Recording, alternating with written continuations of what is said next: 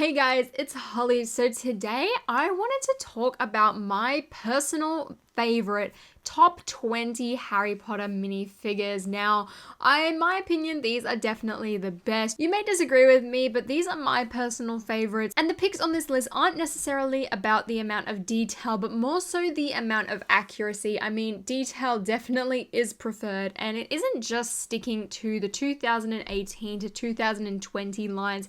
This does include a few old ones as well. Those 2020 figures this year kind of slacked off in comparison to 2019 and 2018, so let's take a look at them all now. Starting off at number 20, we have Harry Potter from the 2020 set Diagon Alley. And when I first saw this figure, I got so excited as this is one of Harry's most iconic outfits. And considering he had high-waisted pants, I think LEGO did a fantastic job of conveying that into minifigure form with that high-waisted printing and that massive belt. I also love how his clothes still look kind of oversized and baggy, even though it's just a typical minifigure form, so you can't really convey that very well, as the proportions are the same for pretty much every single figure. At number 19, we have the Death Eater Fenrir Greyback, and while I feel like we don't really get a really good look at him in the movie, I think the minifigure is definitely one of the most detailed figures we've gotten in 2020, and although that coattails piece is just the classic one that we get reused over and over again, I love the use of it, and I think it really brings a lot to this figure. And I also love the fact that in the 2021 they did change the hair to black, and even the torso print and all that has definitely got some variations to it. I wouldn't say it's that drastic besides the color printing of his chest, but overall I think this minifigure is a massive improvement and definitely one of the best, specifically in that Burrow set, which to me had some of the most disappointing minifigures I've seen in a Harry Potter set in a very long time.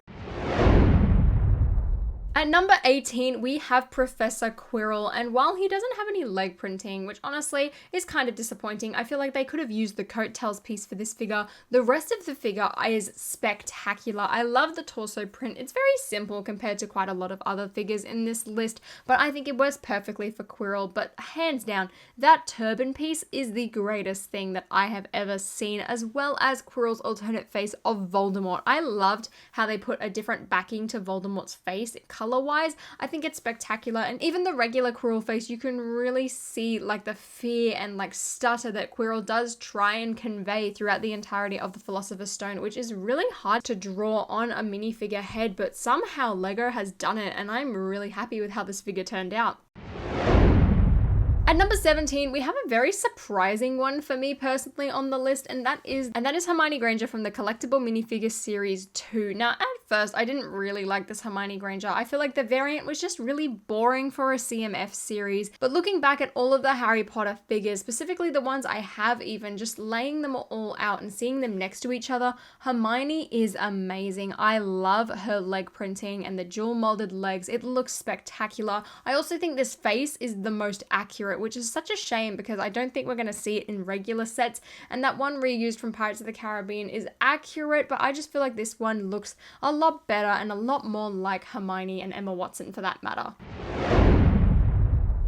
At number 16, we have our friendly half-giant Hagrid, and I absolutely love the redesign for Hagrid. I remember the first time I saw it, I was really blown away, and especially when I got my hands on the minifigure, I loved how that torso piece looked and felt, and it just looked absolutely spectacular, along with his beard and the face print as well. I think overall, it just makes such a great figure, and unlike the old one, I think this one's definitely a lot more welcoming and warming, and it kind of looks more like a minifigure to me as well, considering it doesn't have those weird fingerprints on the hands, and also the fact that it does use minifigure legs is another big one for me. At number 15, we have our herbology teacher, Professor Sprout, and I absolutely love this figure, and that is primarily due to her hair hat piece with the earmuffs. I think that really sells this figure to me. I remember having the old Sprout, and I thought it was really, really good. The one thing I thought that figure was missing was that hair hat piece, specifically because we've seen such a great combination with the earmuffs and a hat inside the LEGO Harry Potter video game, so I'm really glad we got an updated version this year in Series 2. At number 14, we have another variant of Harry, which honestly I didn't think was going to make the list, and that is Harry from the Room of Requirement this year in 2020. Now, everything in this Harry is very, very generic besides that torso print, and I absolutely love the Hogwarts robes and the Hogwarts jumpers and things like that, and this is one of the best ones we've seen alongside Hermione's cardigan print. But with Harry specifically, I love the amount of detailing they managed to get on that tie. I own one of the Wizarding World of Harry Potter ties that you can buy at the theme parks and Lisette tours and things like that, and it looks exactly the same as this torso print, and I'm so happy about that. The amount of accuracy on that torso alone puts this figure up so high, because you can buy multiples of these and build an entire army, and I would love to see this amount of detail put into other variants of Hogwarts robes, especially in other house colors. I would love to see one of these for every single house. At number 13, we have, in my opinion, the perfect Ginny Weasley, and that is Ginny Weasley from the 2010 Burrow. I remember seeing this figure in pictures of Toy Fair back in the day, on like the Brick Show's channel and a bunch of Lego news websites, and I could not believe how good Ginny looked. I fell in love with her hairpiece instantly, and I'm really glad that they still use that to this day, but the face print, the torso print, and the legs are just spectacular. Ginny in the 2020 Burrow is wearing an outfit that she did not wear in that scene, and admittedly this outfit isn't accurate to the scene either, at least though with this outfit it was shown in the Order of the Phoenix in the Department of Mysteries, so I'll give her points to that. The leg printing looks amazing, that cardigan is very, very accurate as well, and the face print actually captures Ginny Weasley, which is something 2020 struggled so badly to do. Even though the CMF face is better, I still feel like this one trumps that by a mile. At number 12, we have the headmaster of Hogwarts, Professor Dumbledore, and I love this variant. And looking back at like the 2007 and 2010 ones, I thought these were really good. And then the CMF series came out and we got that new beard piece and that new hair hat piece.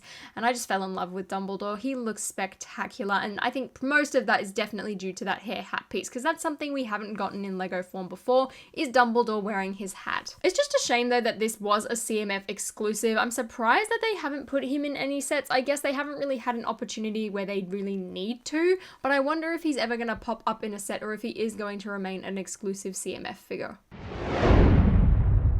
At number 11, we probably have a very surprising one, and that is Hermione Granger from the 2019 Advent Calendar. And I chose this version specifically because, in general, I just wanted to put one of the young Hermiones in there because that hairpiece is so amazing and so accurate for young Emma Watson. It's absolutely incredible. But this version in particular I chose because I love that torso print with the scarf and robes. You guys know I'm a big fan of Hogwarts robe prints. Then this is no exception, and I think the scarf looks adorable, and I love how it's the scarf as well from the first two films, because they did switch it up after The Prisoner of Azkaban, having more lines and more stripes on it. So the fact that this one does capture that and sticks to the year groups is incredible. I love how they've done all of the young versions of the characters, but in my opinion, Hermione is definitely the best one. At number 10, we have one of my favorite figures out of the second CMF series, and that is Moaning Myrtle. I think they've done an amazing job of her, and I know quite a lot of people were complaining how she didn't have a grey skin tone like Nearly Headless Nick, but to me, I think the blue definitely works better for Myrtle, specifically in the Chamber of Secrets, as the lighting was very blue, and it matches her sad personality as well, and I think that's something most people seem to overlook with this figure. It's just amazing. I love, love, love this figure, and her hairpiece as well is just adorable, although it does kind of annoy me that it is a rubber one. At number 9, we have one figure which I never really thought I would army build until later this year, and that is a Dementor. And at first, I wasn't really fussed on this figure. I was like, I've got 3 of the old ones. Like, I'm not too worried. Like, maybe I'll buy one if it's cheap on Bricklink. I love the cape. I love the ghost piece. I love the torso print. I do wish it had that new hood, though. I feel like that would just improve this figure so much more. Although I feel like at this point, it's a bit too late to change that. And from what I know, I don't think that hood piece was around when this figure came out. At number 8, we have Griphook, and I feel like we're going to get another variant of him next year. I'm calling it right now. It's going to happen. But Griphook to me is just leaps and bounds ahead of the old ones. They had such creepy looking heads. I am so glad we have ditched that and have gone with a minifigure head and a new custom molded hairpiece with those elf ears or goblin ears. I think it looks amazing, and honestly, I can see myself maybe reusing that for an evil elf or an evil goblin that's outside of Harry Potter. I don't know. We'll see how many mocks I actually create. At number 7, we have one figure I've been waiting for a very long time, and that is Fleur Delacour in her Beauxbatons robes. I remember seeing this figure in the LEGO Harry Potter Years 1 through 4 game, especially when you complete the game. They're walking around the castle, so as soon as I'm trying to run around and get those gold bricks, they are everywhere. And the one thing I wanted in LEGO form was that hair hat piece, and we got it in the Beauxbatons carriage, and I cannot tell you how excited I was for that. I also love the torso print, and I'm really glad that they didn't go for dresses with this because I love the dual molded legs. I think it looks a lot better. And Fleur's face as well is so much better than the one that they just reused for her in the other set she was in. Personally, I'm kind of considering buying more of Fleur's faces and then swapping all of them out so that they all look the same. At number 6, we have, in my opinion, the perfect Lucius Malfoy. This torso print was spectacular, and while I do think the newer one has a good torso print, I think they did a really good job with this. They didn't really need to change all that much. But the biggest thing for me is the face. The face actually looks like Jason Isaacs here, but also the hair. I do not like the new hair that they have used for Lucius, and even Draco for that matter. Their hair is bright, bleached blonde. It does not look bright yellow. It is so frustrating, and it is a major pet peeve of mine. I wish they would bring this hair color back. It looks so much better. At number 5, we have Mad Eye Moody, and the original one was a figure I'd wanted for so long, but he was just way too expensive and still is to this day. And when this updated one came out, it was so much better. That hairpiece for him looks incredible, and the amount of detailing on the torso and legs is incredible. I'm really glad that they didn't give him the peg leg. I much prefer the dual molded leg so that can kind of represent his leg, because when I think about it in the movie, you didn't actually really see the peg leg too much. You saw more of his robe and then kind of just saw the bottom of it like plonking around. So to me, having the dual molded leg is so much better. But another great thing about this figure, besides the amazing face print as is the fact that he does have an alternate face of Barty Crouch Jr. So you technically get 2 minifigures in one. At number 4, we have my least favorite character, but one of my most favorite figures, and that is Dolores Umbridge, specifically the one from the Bricktober pack. I'm so lucky to have this set. As soon as I saw this version of Umbridge appear in a Bricktober pack, I knew I had to get my hands on it. I mean, along with Slughorn, but Umbridge was another big draw to me because the amount of detailing on this figure was absolutely incredible and such a big step up from my one from 2007. It's unbelievable. At number 3 is probably one of the most impressive figures, I'd say, out of Harry Potter, and that is the Series 2 Dumbledore. That hairpiece. Oh my gosh, I can't express to you how good this is, let alone the torso and skirt print. I'm honestly surprised that he was in Series 2. Like, after seeing him in multiple sets, I didn't think they were going to do it. And also, can I say, the white looks so much better than the light grey for him, just saying. But he looks so beautiful and so accurate as well, and it just is a perfect tribute to Richard Harris and his portrayal of Dumbledore. It's really, really sweet.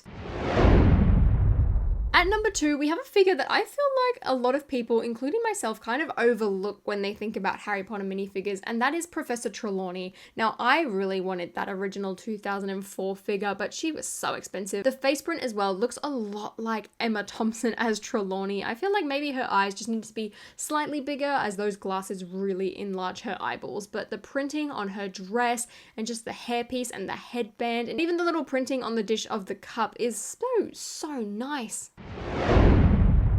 And at number 1, the greatest Harry Potter figure of all time is the 2010 Bellatrix Lestrange. Now, I feel like I have beaten this dead horse so much this year. I absolutely hate the 2020 Bellatrix. Her torso is the only good part of that figure. But the 2010 one, I feel like it was just perfect. And especially in comparison with the 2021, this one is so much better. It's got her knife pocket on the skirt. The amount of detailing on her skirt. The fact that the skirt has printing. You know, that's a big one for me. The fact that Bellatrix has an evil smile as well. Wow. I also love Bellatrix's scared face. I feel like that perfectly captures the fight with Molly Weasley and the Deathly Hallows, might I add. And the fact that they introduced this beautiful hairpiece for Bellatrix, which looks so accurate, just makes me so happy. There's a reason that that figure goes for so much on Bricklink. So those are my top 20 Harry Potter minifigures. Let me know your favorites in the comments down below, and let me know your least favorites as well, because we all know that mine is that good old Burrow Molly Weasley from 2020. Yikes, that figure is such a disappointment. But anyway, guys, I hope you enjoyed this video, and if you did, please give me a big thumbs up and consider subscribing to my channel down below. And until next time, guys, I'll see you later.